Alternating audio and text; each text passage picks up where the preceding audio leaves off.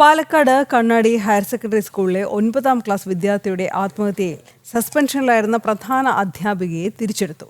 ഡിഇഒയുടെ റിപ്പോർട്ടിന്റെ അടിസ്ഥാനത്തിലാണ് പ്രധാന അധ്യാപിക ലിസിയെ തിരിച്ചെടുത്തതെന്ന് മാനേജ്മെന്റ് പറഞ്ഞു. പിന്നാലെ ഡിഡിഇക്ക് വിദ്യാർത്ഥിയുടെ കുടുംബം പരാതി നൽകി. കഴിഞ്ഞ ഒക്ടോബർ 14-നാണ് കണ്ണാടി ഹയർ സെക്കൻഡറി സ്കൂളിലെ 9ാം ക്ലാസ് വിദ്യാർത്ഥിയും പല്ലഞ്ചാത്തന്നൂർ സ്വദേശിയുമായ അർജുൻ വീടിനുള്ളിൽ തൂങ്ങി മരിച്ചത്. സ്കൂൾ കഴിഞ്ഞെത്തിയ വിദ്യാർത്ഥി ആത്മഹത്യ ചെയ്യുകയായിരുന്നു. പിന്നാലെ ക്ലാസ് അധ്യാപിക അർജുനെ മാനസികമായി പീഡിപ്പിച്ചിരുന്നെന്നും ജയിലിൽ കിടക്കേണ്ടി വരുമെന്ന് ഭീഷണിപ്പെടുത്തിയിരുന്നതായും അർജുൻ്റെ കുടുംബവും സഹപാഠികളും ആരോപിച്ചിരുന്നു. തുടർന്ന് വലിയ പ്രതിഷേധവും സ്കൂളിൽ നടന്നു. ABVP ഉൾപ്പെടെയുള്ള വിദ്യാർത്ഥി സംഘടനകളുടെ പ്രതിഷേധങ്ങൾക്കൊടുവിൽ ക്ലാസ് അധ്യാപിക ആശയെയും അധ്യാപികയെ അനുകൂലിച്ച് സംസാരിച്ച പ്രധാന അധ്യാപിക ലിസിയെയും സസ്പെൻഡ് ചെയ്തിരുന്നു. ഉന്നതതല അന്വേഷണം നടത്തി ടീച്ചർമാർ കുറ്റക്കാരല്ല എന്ന് തെളിയും വരെ സസ്പെൻഷൻ നീളുമെന്നായിരുന്നു അന്ന് മാനേജ്മെന്റ് അറിയിച്ചിരുന്നത്.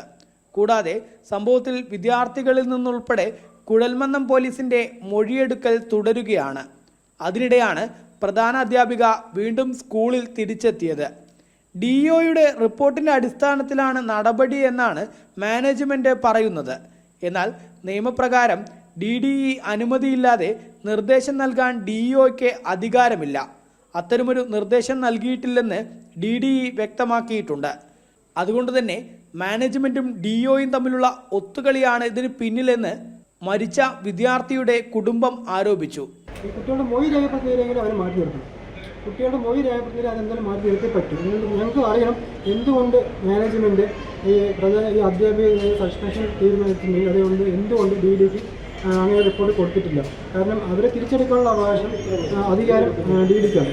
DD കൊടുക്കാതെ എന്തുകൊണ്ട് DO അതിനുള്ള അധികാരം കൊടുക്കുന്നത് ഞങ്ങൾക്ക് അറിയാം. മാനേജ്മെൻറ്റ് ഭാഗത്തുള്ള വീഴ്ച ഞങ്ങൾക്ക് അറിഞ്ഞേ പറ്റും. കാരണം 15 ദിവസത്തിന് കൊടുത്തിട്ടുണ്ടെങ്കിൽ അത് 15 ദിവസത്തിൽ അവർ റിപ്പോർട്ട് ചെയ്യണം. അത് മനഃപൂർവ്വം അത് ചെയ്തേ വിട്ടിട്ടുള്ളൂ. ഞങ്ങൾക്ക് അതിനെക്കുറിച്ച് അറിഞ്ഞേ പറ്റും. നാളെ മാസത്തിൽ പോകുമ്പോൾ ഞങ്ങൾക്ക് അറിഞ്ഞേ പറ്റും. അല്ലാതെ DOയ്ക്ക് അധികാരമില്ലാത്തൊരു കാര്യത്തിൽ DO അതിനെക്കുറിച്ച് റിപ്പോർട്ട് കൊടുക്കേണ്ട ആവശ്യമില്ലല്ലോ. ഞങ്ങളിപ്പോൾ രാവിലെ 10 മണിയോടെ DDയുടെ ഓഫീസിലായിരുന്നു.